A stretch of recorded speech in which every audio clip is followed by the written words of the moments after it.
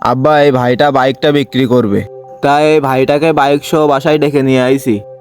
আব্বা বাইকটা সুন্দর না? কিরে আব্বা আপনি কথা কন না কে? না, আছে, বাইকটা মোটামুটি সুন্দর।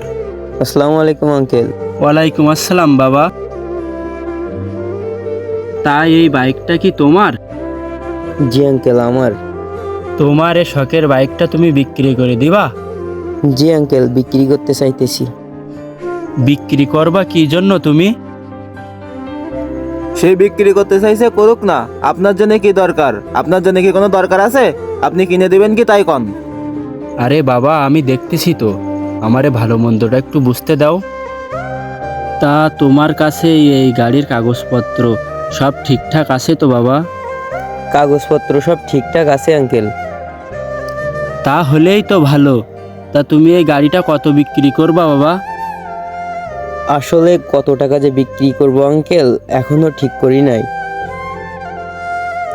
আসলে আমি আজকে সকালেই ঠিক করছি যে আমার বাইকটা বিক্রি করে দিব। আপনি দিয়েন 1.5 লাখ মতো দিয়েন। 1.5 লাখ টাকা আমার কাছে তো অনেক টাকা বাবা। দামের বিষয়টা আমার কাছে তো একটু সমস্যা, যদি বাইকটা একটু কমাই রাখতা। আব্বা 1.5 লাখ টাকা তো কমই কইছে, 2 লাখ টাকা কইলেও তো কম হয়ে যায়, এত সুন্দর বাইক। আপনি আমার বাইকটা কিনে দেন। ভাই তো 2 লাখ টাকা বললেও আমি বাইকটা নিতাম। আপনি যদি আজকে আমার বাইকটা না কিনে দেন তাহলে কিন্তু আপনার সাথে আমার সম্পর্কটা খারাপ হয়ে যাবে আব্বা। তুমি এত রাগ করো কেন বাবা? আসলে বাবা, আমার ছেলেটা অনেক বাইক পাগলা তো, গত 6 মাস ধরে আমারে জ্বালাচ্ছে। আমারে যদি সামর্থ্য থাকতো তাইলে আরে আমি নতুন বাইকই কিনে দিতাম। আরে আব্বা, মানুষের সামনে কি ওসব কথা বলে? আপনি আবার একজন সরকারি স্কুলের শিক্ষক, আপনি জানেন না কার সামনে কি কথা বলতে হয়? আপনি তো চাইলেই আমার একটা বাইক কিনে দিতে পারেন।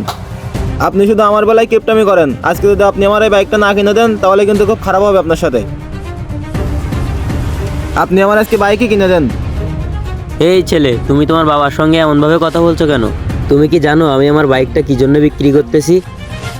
একটা সময় আমিও তোমার মতো বাইক পাগলা ছিলাম।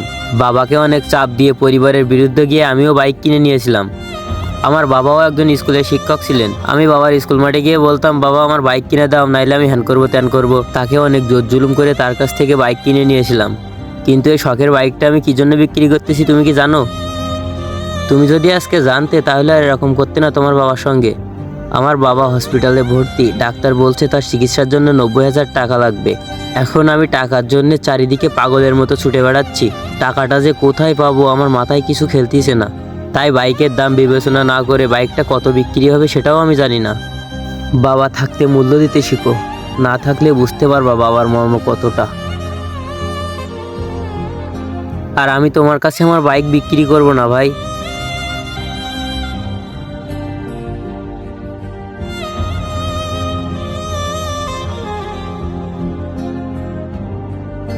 আব্বা, আপনি আমার বাইক কিনে দেওয়ার লাইগা যে টাকাটা আনছিলেন না, টাকাটা বের করেন।